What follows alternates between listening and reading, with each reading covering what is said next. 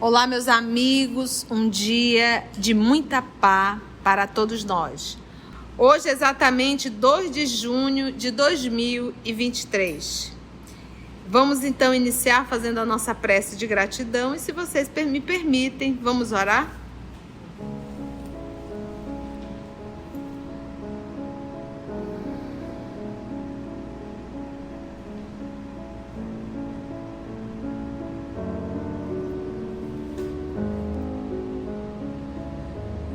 Divino amigo Jesus, amigos espirituais aqui presentes e, acima de tudo, nosso Deus, o nosso Pai Criador. Senhor da vida, temos mais uma vez uma oportunidade ímpar de estarmos aqui reunidos, encarnados, para estudarmos o Espiritismo, estudarmos o livro Obras Póstumas. É tão bom, divino amigo, essa oportunidade que nos esclarece sobre a nossa realidade espiritual.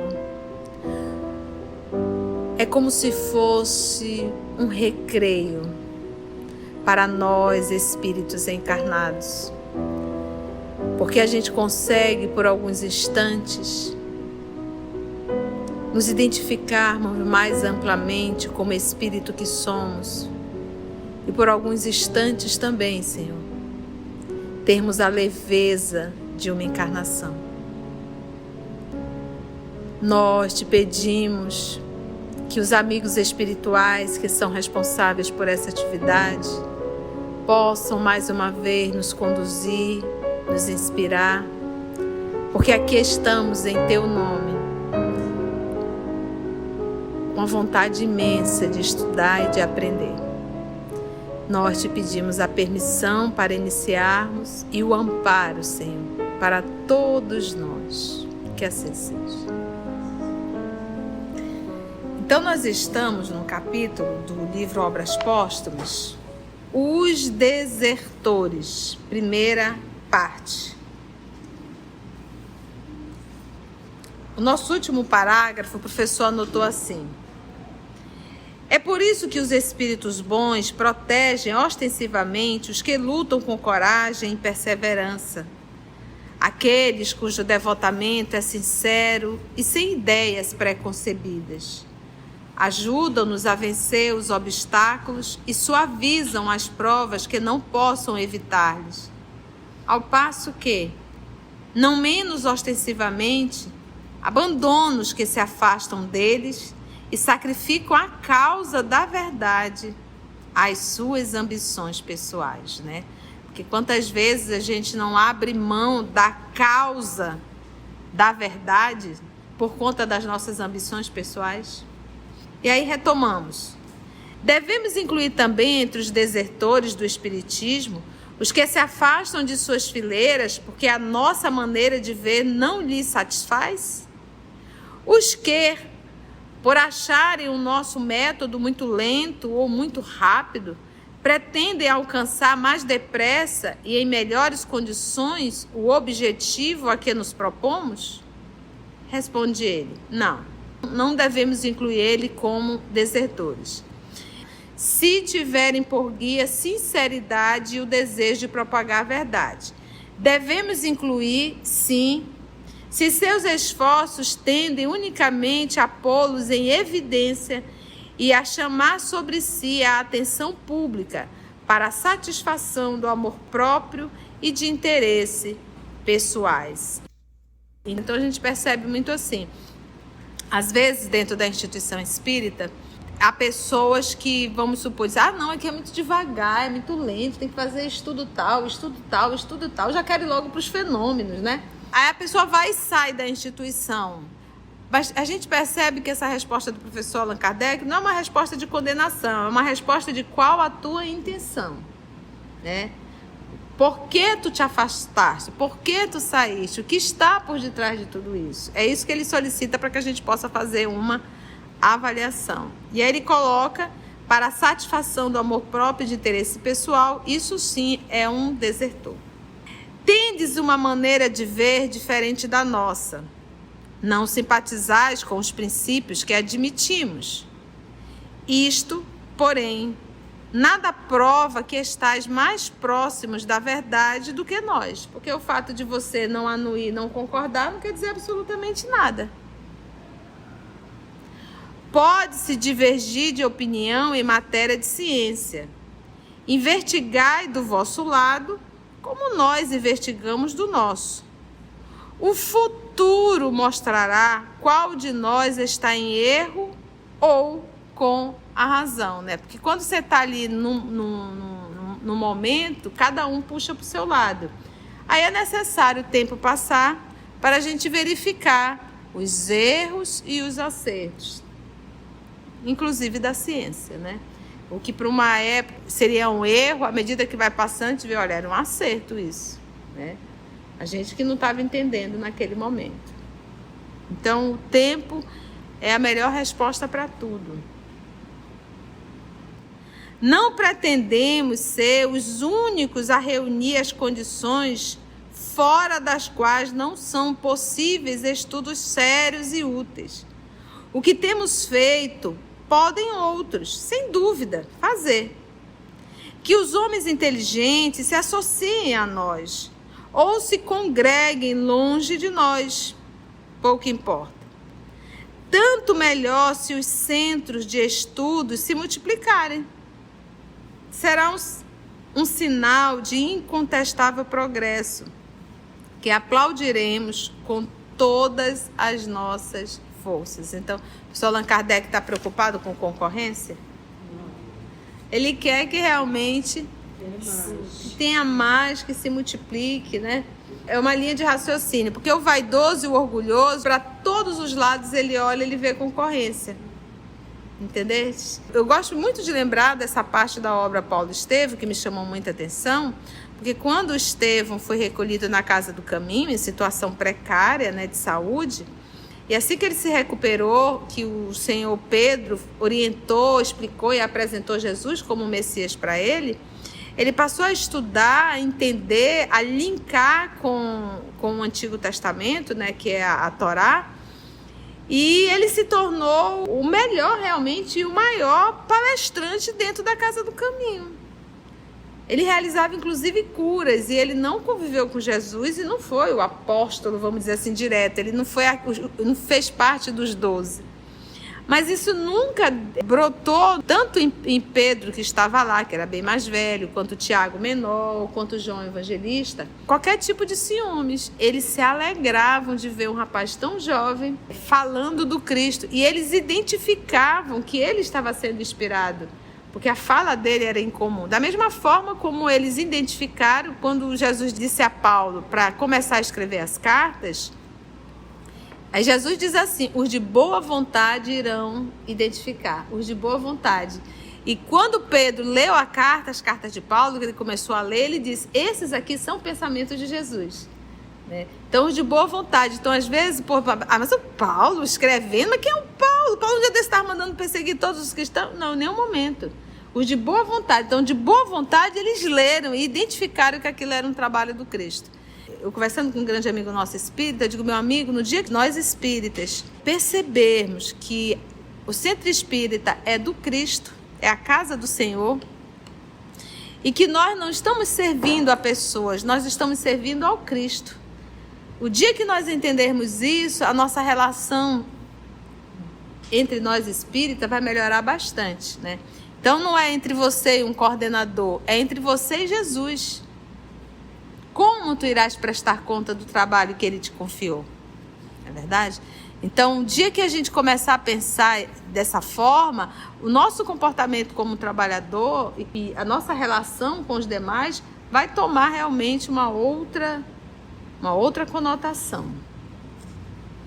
Quando as rivalidades, as tentativas que façam por nos suplantarem, ou seja, superar, temos um meio infalível de não as temer. Então, aquela maneira de que Por exemplo, hoje tem muita gente, o professor, as obras de Kardec estão ultrapassadas, né? Eu não sei o que a pessoa quer dizer com isso, porque no mínimo ela não estudou Kardec, não estudou. Uma pessoa que fala isso, às vezes ela está até repetindo o que ela ouviu alguém falar, sem ter muita consciência do que está falando. Então ele diz, quando as rivalidades, porque, gente, os maiores inimigos do espiritismo, eles estão dentro do espiritismo. A gente tem que entender isso. Somos nós espíritas que muitas vezes, como diz o professor aqui mesmo em Obras Póstumas, no estudo passado, eles têm como eliminar o espiritismo? Não. Mas tem como retardar? Tem. E é esse trabalho de retardar que a gente vai sofrer as consequências. Então, às vezes, a gente retarda um progresso de um grupo, de uma equipe. A gente fica puxando ali o freio, como a gente diz. Você se prontificar a ser um dirigente, vai para lá encher linguiça, né? Não facilitar o entendimento, não ajudar, você está retardando. Você, na condição de um coordenador que se torna um perseguidor de todo mundo, achando que você é dono daquilo dali, isso retarda. Porque muitas pessoas vão se afastando. Então, quantas vezes o trabalho está tão bom, aí chega um novo coordenador, modifica tudo e retarda. Aí é como se tivesse que recomeçar tudo de novo. Então, às vezes, a gente tem que se perguntar a quem que a gente está servindo. Então, ele diz, nesse caso, as rivalidades, as tentativas que façam por nos suplantarem, ou seja, superarem, temos o meio infalível de não as temer. Qual é? Trabalhamos para compreender, por enriquecer a nossa inteligência e o nosso coração. Lutamos com os outros, mas lutamos com caridade e abnegação. Que o amor do próximo, inscrito em nossa bandeira, seja a nossa divisa. Que a pesquisa da verdade, venha de onde vier, seja o nosso único objetivo. Com tais sentimentos, enfrentaremos a zombaria dos nossos adversários e as tentativas dos nossos competidores. Se nos enganarmos, não teremos o tolo amor próprio que nos leve a obstinar-nos em ideias falsas. Há, porém, princípios acerca dos quais podemos todos estar seguros de não nos enganarmos jamais. O amor do bem, a abnegação, a renúncia a todo sentimento de inveja e de ciúme. Estes princípios são os nossos. Vemos neles os laços que prenderão todos os homens de bem, qualquer que seja a divergência de suas opiniões. Somente o egoísmo e a má-fé erguem entre eles barreiras intransponíveis. Olha. Vamos ticar? E essa da verdade não é a minha verdade, a verdade da lei. Eu não vou estar ali defendendo a minha ideia, mas defendendo a verdade.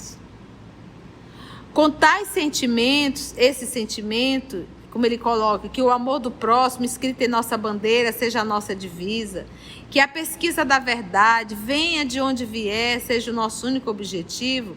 Com esses sentimentos, enfrentaremos a zombaria dos nossos adversários, porque se eu tenho esse movimento aqui, que o amor do próximo escrito em nossa bandeira seja a nossa divisa, já cai por terra essa zombaria dos nossos adversários, porque eu não vou devolver com a mesma moeda. E tentativa dos nossos competidores. Se nos enganarmos, não teremos o tolo amor próprio que nos leve a obstinar-nos em ideias falsas, né? Porque quando o amor próprio, a vaidade, o orgulho, a criatura não dá a mão à palmatória. Por mais que ela vê que deu tudo errado, que está tudo errado, que a verdade que ela defendia não é verdade, mas o amor próprio diz, não vou dar a mão à palmatória. Não é assim? Esse AED existe, né? Porém, princípios acerca dos quais podemos todos estar seguros de não nos enganarmos jamais. O amor do bem, a abnegação, a renúncia a todo sentimento de inveja e de ciúme. Estes princípios são os nossos. Olha como ele fala. Estes princípios são os nossos. O amor do bem, a abnegação, a renúncia a todo sentimento de inveja e ciúme. Estes princípios são os nossos. Vemos neles os laços que prenderão todos os homens de bem, qualquer que seja a divergência de suas opiniões. Então, eu posso até discordar da opinião da aramita, mas se em nós existir isso aqui, olha, abnegação e amor do bem e renúncia de todo sentimento de inveja e de ciúme, não quebra não a relação. Mas se houver, quebra a relação. Então, quando a gente vê grupos quebrando, trabalhos sendo quebrados dentro do movimento espírita, é porque eles estavam sem o amor do bem, sem a abnegação e muito menos renunciando à inveja e ao ciúme. Vemos nele os laços que prenderão todos os homens de bem, qualquer que seja a divergência de suas opiniões. Porque qual é a função do laço? Ele liga, né? Somente o egoísmo e a má-fé erguem entre eles barreiras intransponíveis. O egoísmo e a má-fé. Mas qual será a consequência de semelhante estado de coisas? Sem dúvida, o proceder dos falsos irmãos poderá momentaneamente acarretar algumas perturbações parciais, razão pela qual se deve empregar, na medida do possível, todos os esforços para levá-las ao malogro. Malogro é o quê? Para dar certo ou para não dar certo? Muito bem. Essas perturbações, olha que interessante, mas qual será a consequência de semelhante estado de coisas? Sem dúvida, o proceder dos falsos irmãos poderá momentaneamente acarregar algumas perturbações parciais. E acarreta mesmo. Razão pela qual se deve empregar, na medida do possível, todos os esforços para levá-lo ao mau lucro. Porque o que acontece? A gente não pode estar olhando para o mal e dizer, olha, é o mal, vai destruir tudo. A gente tem que se esforçar, a gente tem que tentar, a gente tem que ir lá, né? Eu me recordo que, muitos anos atrás, uma trabalhadora da casa chegou e me disse uma coisa tão absurda. Ela disse assim, Conceição, eu aplico o autopasse em mim. Eu digo, oi? Como é que você faz isso? Aí ela foi me explicar a posição das mãos para ela aplicar um autopasse. E eu já tinha ouvido algumas coisas assim absurdas aqui e ali. Eu digo, Jesus, se continuar desse jeito, onde que o espiritismo vai parar? O que a gente faz, Senhor? Aí o que a gente aprende? Que a gente tem que estudar. Então, qual foi o movimento que nós fizemos? De abrir grupos de estudos de obra básica. Então, a gente esclarece, a gente estuda, aprende e aprende junto, que a gente acaba esclarecendo. Porque não existe outra forma de tirar essas ideias absurdas da cabeça, senão através do estudo. O estudo sério, né? Diz ele aqui em cima, né? Pesquisa da verdade. Na pesquisa da verdade. E ele fez esse trabalho. O professor já deixou tudo arrumadinho, gente. É só a gente sentar para estudar. E ele diz, poderá momentaneamente acarretar algumas perturbações parciais. E acarreta. Razão pela qual se deve empregar, na medida do possível, todos os esforços para levá-las ao malogro. Essas perturbações, porém, durarão pouco tempo e não poderão ser prejudiciais ao futuro. Primeiro, porque são simples manobras de oposição e, como tal, cairão pela força mesma das coisas. Depois, digam o que disserem, ou façam o que fizerem, ninguém seria capaz de privar a doutrina do seu caráter distintivo, da sua filosofia racional e lógica, da sua moral consoladora e regeneradora. Hoje, diz Kardec, as bases do Espiritismo estão lançadas de forma inabalável. Os livros, escritos sem equívoco e postos ao alcance de todas as inteligências, serão sempre a expressão clara e exata do ensino dos Espíritos e o transmitirão intacto aos que nos sucederem. Está vendo a preocupação dele? Por que ele deixou os livros? Então, por que um dos propósitos do EOS é estudar as obras básicas, estudar a Revista Espírita, estudar as obras básicas, estudar a Revista Espírita? Porque foi esse o legado que ele deixou. A gente não vai achar Espiritismo em outro canto, gente. O Espiritismo, ele está fundamentado nas obras espíritas. Então, para eu saber Espiritismo, eu tenho que estudar o Livro dos Espíritos, o Livro dos Médiuns, o Céu e o Inferno, as revistas espíritas, o livro A Gênese. Essa é a base do Espiritismo, é o fundamento da doutrina. E ele diz aqui, sempre serão expressão clara e exata do ensino dos Espíritos. E o transmitirão intacto aos que nos sucederem. Não se deve perder de vista que estamos num momento de transição e que nenhuma transição se opera sem conflito. Por isso a gente diz, o pessoal fala, estamos em transição. Aí o povo acha que a transição começou em 2010, 2012. Gente, a transição começou com a chegada, com o advento do Espiritismo. Ou seja, meados do século XIX, 1857. Ali começou a transição. Entendeu? Se opera sem conflito. Portanto, que ninguém se espante ao ver certas paixões se agitarem por efeito de ambições malogradas, que não deu certo, tá, gente? De interesses feridos, de pretensões frustradas. Pouco a pouco, tudo isso se extingue. A febre se abranda, os homens passam e as novas ideias permanecem. Espíritas, se quereis ser invencíveis, sede benévolos e caridosos.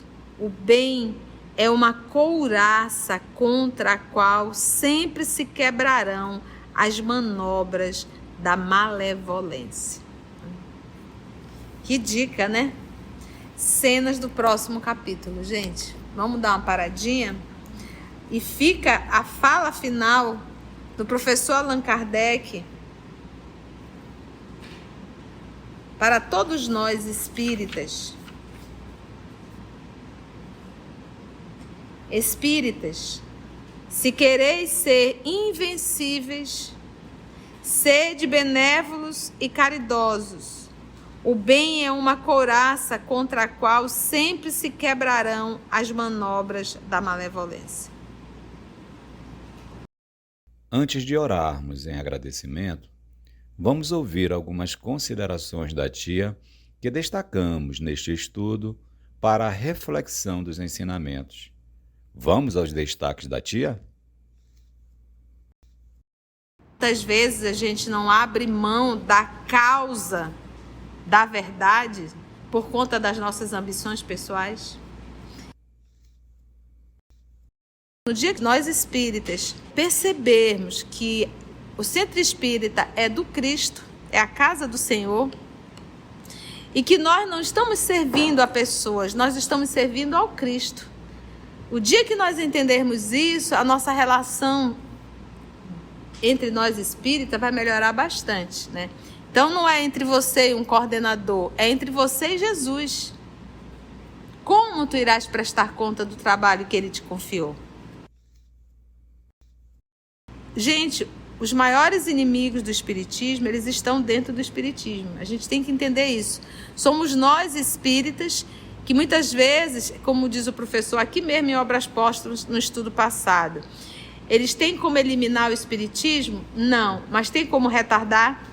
Tem. E é esse trabalho de retardar que a gente vai sofrer as consequências. Então, às vezes, a gente retarda um progresso de um grupo, de uma equipe. A gente fica puxando ali o freio, como a gente diz.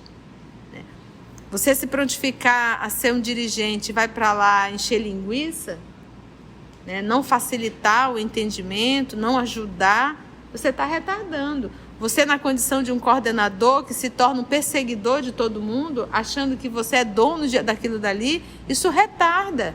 Porque muitas pessoas vão se afastando. Então, quantas vezes o trabalho está tão bom, aí chega um novo coordenador, modifica tudo e retarda. Aí é como se tivesse que recomeçar tudo de novo.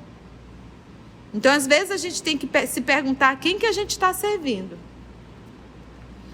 Quando o amor próprio, a vaidade, o orgulho, a criatura não dá a mão à palmatória.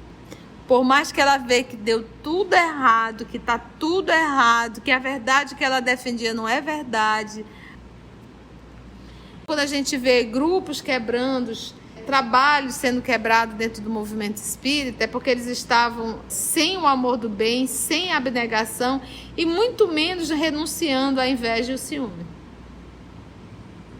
A gente não pode estar olhando para o mal e dizer, olha, é o mal, vai destruir tudo. A gente tem que se esforçar, a gente tem que tentar, a gente tem que ir lá, né? Não existe outra forma de tirar essas ideias absurdas da cabeça, senão através do estudo. O estudo sério, né? A pessoa deixou tudo arrumadinho, gente.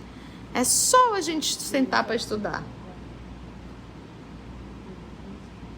O pessoal fala, estamos em transição. Aí o povo acha que a transição começou em 2010, 2012. Gente, a transição começou com a chegada, com o advento do Espiritismo.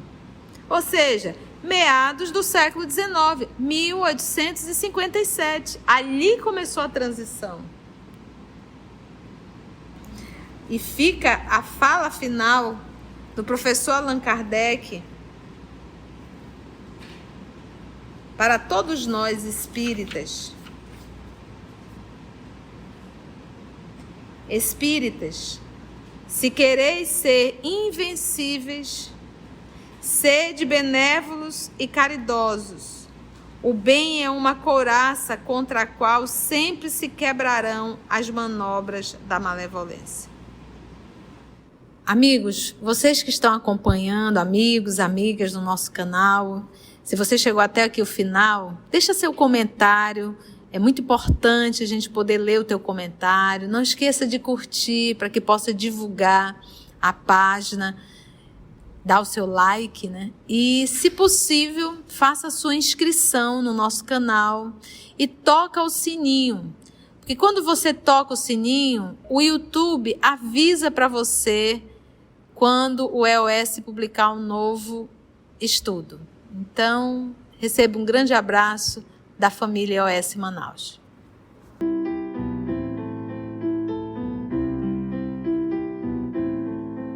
Assim, concluindo o nosso estudo de hoje e agradecendo o nosso Mestre Jesus por mais este momento de aprendizado, vamos orar?